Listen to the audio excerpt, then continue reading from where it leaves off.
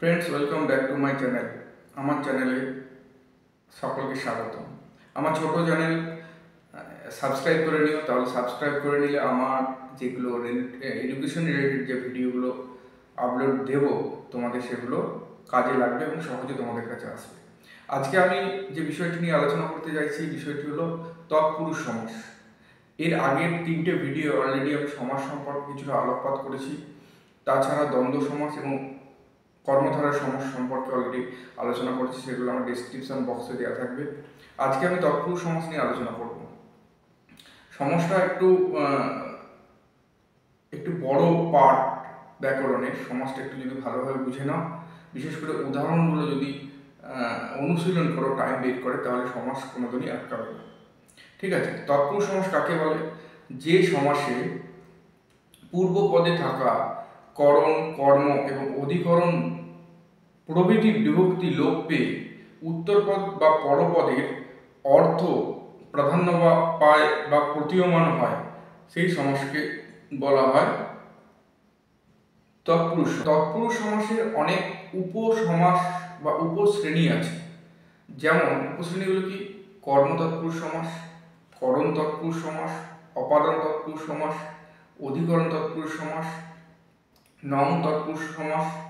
এইরকম টোটাল 8টা শ্রেণী আছে। সেই 8টা শ্রেণী একটু ছোট ছোট করে আলোকপাত করে দিচ্ছি, যেটা তোমাদের সুবিধা হবে। বন্ধুরা, একটা বিষয় সবসময় মাথায় রাখবে যে অনুশীলনটা হচ্ছে মেন। যত অনুশীলন করবে তোমরা কিন্তু তত তোমাদের ব্রেনে শব্দ ভাণ্ডার তৈরি হবে, যার ফলে তোমরা আরও অনেক কিছু শিখতে পারবে এবং অনেক কিছু শব্দ ভাণ্ডার তোমাদের মাথায় আসবে। বাংলা ভাষা জানতে গেলে অবশ্যই বাংলা শব্দ ভাণ্ডারকে স্ট্রং করতে হবে তোমাদের। যাই হোক, আমি এখন বোর্ডে চলে যাচ্ছি। তৎপুরুষ সমাস হচ্ছে যে সমাসের কর্ম, করণ, অপাদান প্রভৃতি কারকের বিভক্তি লোপ পায়, মানে পূর্বপদের কারকের বিভক্তি লোপ পায় এবং পরপদের অর্থ প্রধান রূপে প্রতীয়মান হয়, তাকে বলা হচ্ছে তৎপুরুষ সমাস। মেইনলি হচ্ছে পরপদের অর্থ প্রধান রূপে এই তৎপুরুষ সমাসে প্রতীয়মান হয়। ঠিক আছে, আমি একটা উদাহরণ দিচ্ছি, তোমরা বুঝতে পারবে। যেমন রথকে দেখা, রথ দেখা। উদাহরণটি দেখো, রথকে দেখা, রথ দেখা। ঠিক আছে, এখানে দেখো কে বিভক্তি, কে বিভক্তিটা, এই যে কে, রথকে দেখা, কে বিভক্তিটা লোপ পাচ্ছে কোথায়? সমাসবদ্ধ পদে গিয়ে লোপ পাচ্ছে।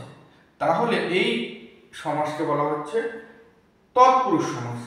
তৎপুরুষ সমাসকে আমরা প্রায় 8টা উপশ্রেণীতে ভাগ করে আমরা সমাস নির্ণয় করতে পারি। এখন হয়তো বর্তমানে কিছুটা বেশি হয়েছে, 2-1টা সমাস আপডেট হয়েছে, কিন্তু মেনলি উপশ্রেণী ভাগ করতে গেলে তৎপুরুষ সমাসকে আমরা মোটামুটি 8টি শ্রেণীতে ভাগ করতে পারি। আমি আগেই বলেছি, কর্মতৎপুরুষ সমাস 1 নম্বর হচ্ছে কর্মতৎপুরুষ সমাস। প্রিয় বন্ধুরা, তৎপুরুষ সমাসকে 8টি উপশ্রেণীতে ভাগ করে আমরা সমাস নির্ণয় করতে পারি।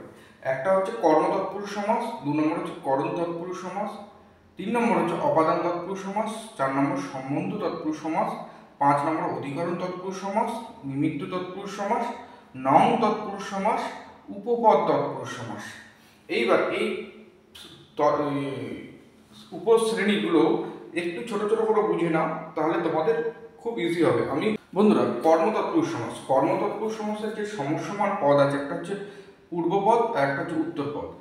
এই তৎপুরুষ সমাসের পূর্বপদের যে কর্মের বিভক্তি, কর্ম মানে হচ্ছে যে কারক আমরা নির্ণয় করেছিলাম, তার যে বিভক্তি দেখো, কর্ম বিভক্তি কে আছে? কে।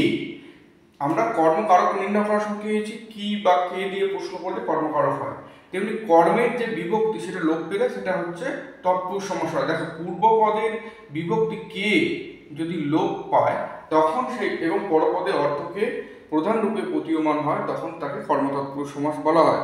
যেমন এখানে আমি একটা ছোট্ট দুটো এক্সাম্পল দিচ্ছি। দেখো, বাসন মাজা, বাসন মাজা কি তোমার সমসমান পদ কিভাবে হচ্ছে? বাসন কে মাজা, তাহলে কে বিভক্তি, বাসনকে, এই যে কে বিভক্তি, কাকে মাজা? বাসনকে, কর্মকারক হয়। এখানে কারকের সাথে এখানে যে বিভক্তিটি আছে, এই বিভক্তিটা এখানে লোপ পাচ্ছে, বাসন মাজা।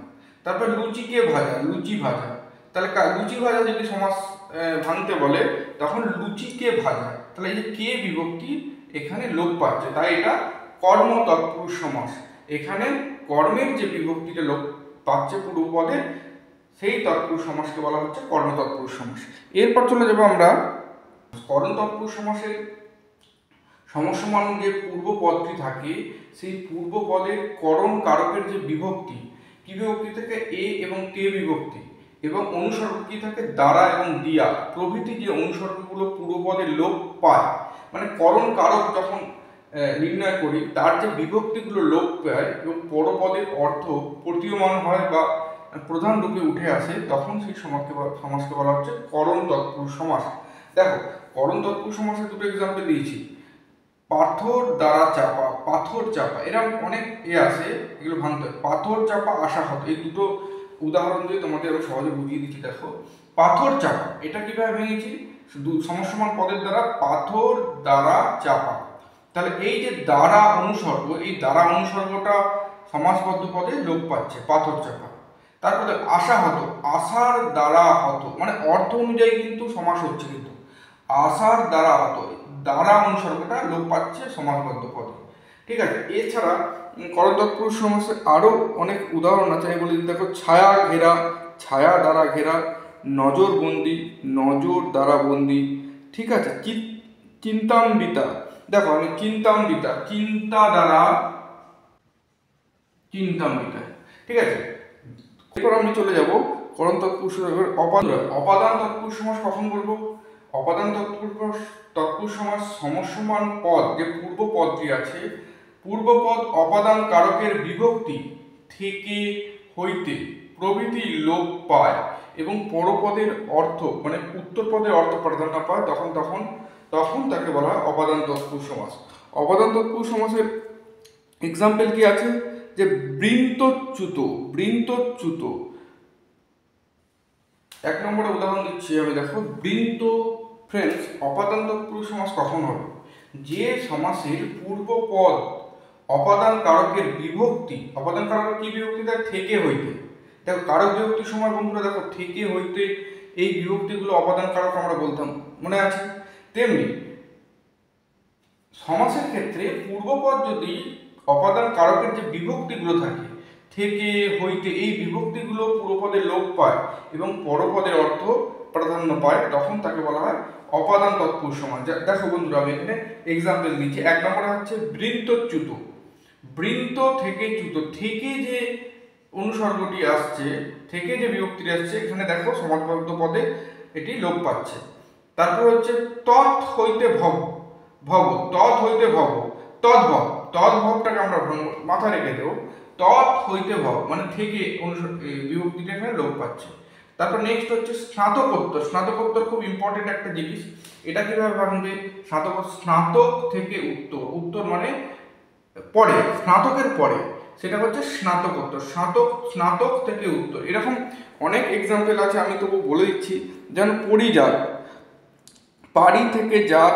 তারপরে হচ্ছে একটা এক্সাম্পল আছে তোমার আদ্যান্ত, আদি হইতে অন্ত, আমি এক্সাম্পলটা লিখে দিচ্ছি, আদি হইতে অন্ত, অন্ত হচ্ছে আদ্যান্ত, এটা আঁকা হবে।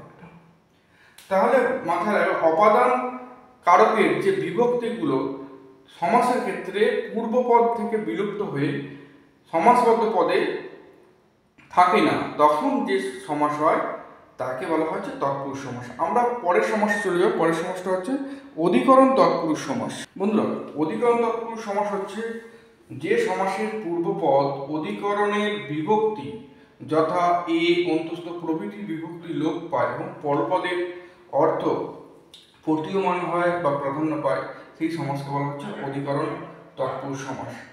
অধিকরণ কারক করার সময় কি দেখি? যে নিয়ম আছে, তার যে বিভক্তিগুলো লোপ পায়। দেখো, এখানে যে গাছ পাকা, গাছ পাকা একটা সমাসবদ্ধ পদ, সেই গাছ পাকা সমাসবদ্ধ পদকে সমাসমান পদে ভাঙছি। দেখো, গাছে পাকা, গাছে পাকা কি তো আমরা গাছ পাকা বলবো?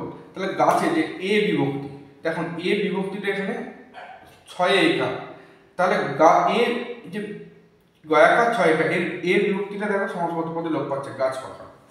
তারপর সভাসীন, দেখো সভায় আসীন, সভাসীন মানে হচ্ছে সভায় যে এসেছে, তাহলে সভাসীন হচ্ছে অন্তস্থ বিভক্তিটা এখানে সমাসবদ্ধ পদে লোপ পাচ্ছে। তারপরে সবথেকে ইম্পর্টেন্ট বিশ্ববিখ্যাত। বিশ্ববিখ্যাত শব্দটা খুবই চেনা শব্দ। দেখো বিশ্ববিখ্যাত যে সমাসবদ্ধ পদ, একে আমি সমাসসমান পদে ভেঙে বিশ্বে বিখ্যাত। তাহলে বিশ্বে মধ্যে বোঝাচ্ছে, অধিকরণ কোনো স্থান বোঝাচ্ছে, গাছে একটা স্থান বোঝাচ্ছে, সভায় একটা স্থান বোঝাচ্ছে, বিশ্বে একটা স্থান। তার মানে আমরা কারক বিভক্তির সময় স্থান বোঝালেই আমরা অধিকরণ কারক করেছি। তেমনি অধিকরণ তৎপুরুষ সমাসের ক্ষেত্রে যে একা বা অন্তস্থ বিভক্তি লোপ পাচ্ছে, তখন সেটা অধিকরণ তৎপুরুষ সমাস হচ্ছে। যেমন বিশ্বে বিখ্যাত, এই বিভক্তি লোপ পাচ্ছে। এরকম আরও অনেক এক্সাম্পল আছে। যেমন দেখো গাছ পাকা, গাছে পাকা আমি অলরেডি বলে দিয়েছি। সভাসীন, সভায় আসীন বলে দিয়েছি।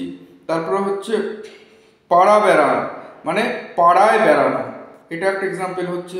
তারপরে হচ্ছে ভূতপূর্ব, ভূতপূর্বটা হবে পূর্বে ভূত বা পূর্বভূত। এরকম অনেক এক্সাম্পল আছে, তোমরা বাড়িতে বা পাঠ্যপুস্তকে দেখে নিও।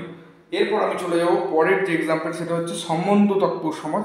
মানে সম্বন্ধ তৎপুরুষ সমাসের ক্ষেত্রে পূর্বপদ, সমসমান পদের পূর্বপদ সম্বন্ধের যে বিভক্তিগুলো আছে, দেখো র এর বিভক্তি লোপ পায়, তখন তাকে বলা হচ্ছে সম্বন্ধ তৎপুরুষ সমাস। যদি বলা হয় যে সমাসবদ্ধ পদ জল, গঙ্গা জল, তাহলে সেটাকে আমরা কিভাবে সমসমান পদে ভাঙছি, দেখো গঙ্গার জল, তাহলে গঙ্গা, এখানে র বিভক্তি লোপ পাচ্ছে।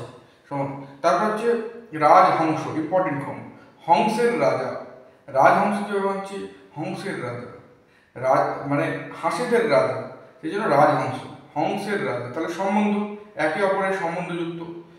চণ্ডীদাস, চণ্ডীদাস, চণ্ডীদাস, অর্থাৎ এখানে র এবং এর বিভক্তি লোপ পাচ্ছে, তখনই সম্বন্ধ তৎপুরুষ হয়ে যাচ্ছে। আমরা চলে যাব নিমিত্ত তৎপুরুষ সমাস। নিমিত্ত তৎপুরুষের ক্ষেত্রে পূর্বপদের নিমিত্ত, জন্য, উদ্দেশ্য ইত্যাদি বিভক্তি বা শব্দ লোপ পায় এবং পরপদের অর্থ প্রতীয়মান বা প্রাধান্য পায়, তখন তাকে বলা হচ্ছে নিমিত্ত তৎপুরুষ সমাস। ঠিক আছে, যেমন এখানে এক্সাম্পল হচ্ছে মরা কান্না, মরার জন্য কান্না। আমি এরকম কটা এক্সাম্পল আমি নোট করে দিচ্ছি, দেখো। প্রথমে আর কি এক্সাম্পলটা দিলাম, মরা কান্না। মরা কান্না কিভাবে ভাঙছি, সমসমান পদে, দেখো মরার জন্য কান্না, তাহলে জন্য এখানে যে নিমিত্ত কারকের সময় যে জন্য অনুসর্গ বা জন্য যে বিভক্তিটা, সেটাকে আমরা লোপ করে মরার জন্য কান্না। তারপরে দেখো শয়ন কক্ষ, শয়ন কক্ষ বলতে যেখানে আমরা শুই। দেখো শব্দের অর্থ অনুযায়ী কিন্তু আমাদের সমাস ভাঙছি আমরা। শয়নের নিমিত্তে কক্ষ বা শয়নের জন্য কক্ষ, নিমিত্ত তৎপুরুষ সমাস। এরপর হচ্ছে অনাথ আশ্রম, কে ভাঙছি, আশ্রমটা কাদের, অনাথদের জন্য, তাহলে অনাথদের জন্য আশ্রম, তাহলে জন্য, উদ্দেশ্য, নিমিত্ত, এই শব্দগুলো যদি পূর্ব পদে লোপ পায়, তখন সেটা হবে নিমিত্ত তৎপুরুষ সমাস। এই নিমিত্ত তৎপুরুষ সমাসে বন্ধুরা অনেক এক্সাম্পল আছে, যেগুলো তোমরা পাঠ্য পুস্তকে পেয়ে যাবে। যেমন হচ্ছে ভিক্ষা ঝুলি, ভিক্ষার নিমিত্তে ঝুলি। তারপরে হচ্ছে স্মৃতি মন্দির, স্মৃতির উদ্দেশ্যে মন্দির। এরকম অজস্র তোমরা নিমিত্ত তৎপুরুষের এক্সাম্পল পাবে, বাড়িতে অনুশীলন করবে, দেখবে তোমাদের অনেক ইজি হয়ে যাবে।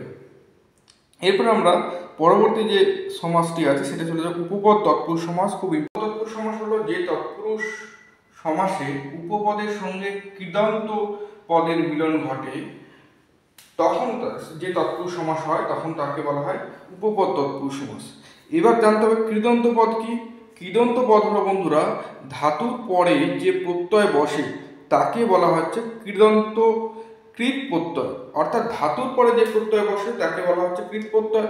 কৃত প্রত্যয়যুক্ত পদকে কৃদন্ত পদ বলা হচ্ছে। ঠিক আছে, উপপদ হচ্ছে কৃদন্ত পদের পূর্ববর্তী পদকে বলা হচ্ছে উপপদ। যেমন এখানে এক্সাম্পল দিচ্ছি দেখো বন্ধুরা, অগ্রজ, অগ্রে জন্ম যা, অগ্রজ মানে প্রথম যে জন্ম করেছিল। জলচর, জলচর শব্দের অর্থ মধ্যে আমরা কি ভাবছি, জলে চড়ে যে, জলচর। এরকম অজস্র এক্সাম্পল আছে উপপদ তৎপুরুষ সমাসে। আমি দুটো এক্সাম্পল দিলাম, আরো কয়েকটা আমি বলে দিচ্ছি। যেমন হচ্ছে গিরিশ, ঠিক আছে, গিরিতে শয়ন করে যে, গিরিতে শয়ন করে যে বা যিনি। যেমন হচ্ছে ছেলে ধরা, ছেলে ধরে যে।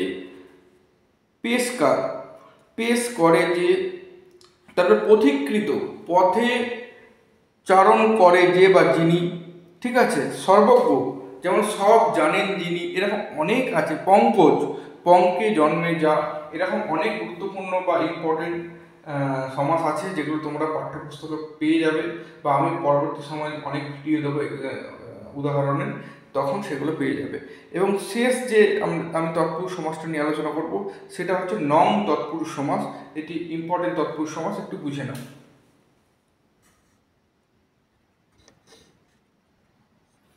বন্ধুরা, নং তৎপুরুষ সমাসটা খুব ভালোভাবে বুঝে নাও। নং তৎপুরুষ সমাস, যে তৎপুরুষ সমাসের পূর্ব পদে নয়, না, নেই প্রভৃতি নিষেধার্থক অব্যয় থাকে এবং পরপদের অর্থ প্রাধান্য পায়, তাকেই বলা হচ্ছে নং তৎপুরুষ সমাস। পূর্বপদে কি থাকবে,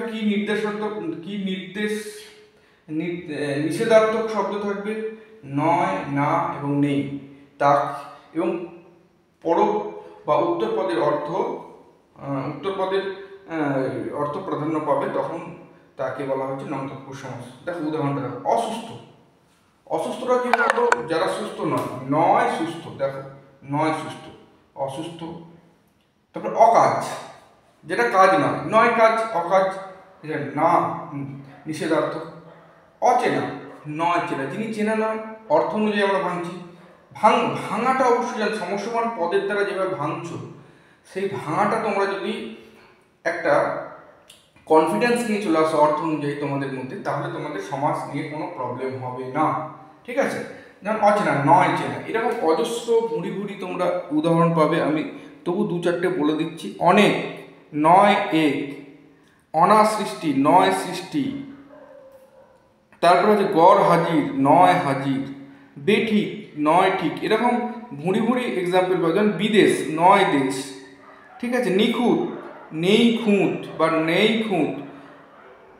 বিসাদৃশ্য, নয় সাদৃশ্য, এরকম অনেক এক্সাম্পল আছে বন্ধুরা, তোমরা পারলে অনেক পাঠ্যপুস্তক থেকে দেখে নেবে। মেন থিমটা তোমরা বুঝবে যে অর্থ অনুযায়ী শব্দকে যেভাবে আমরা সমসমান পদে ভাঙি, সেই ভাঙাটা তোমরা যদি সঠিকভাবে জাস্টিফাই করতে পারো বা মাথার মধ্যে ঢুকিয়ে নিতে পারো, তাহলে সমাস নিয়ে তোমাদের কোনো কিছু অভাব হবে না। আশা করি ভিডিওটা তোমাদের বুঝতে অসুবিধা হয়নি। যদি অসুবিধা হয় আমাকে কমেন্টস করো, বিশেষ করে আমার চ্যানেলটি সাবস্ক্রাইব করো। সাবস্ক্রাইব করলে আমি উপকৃত হব।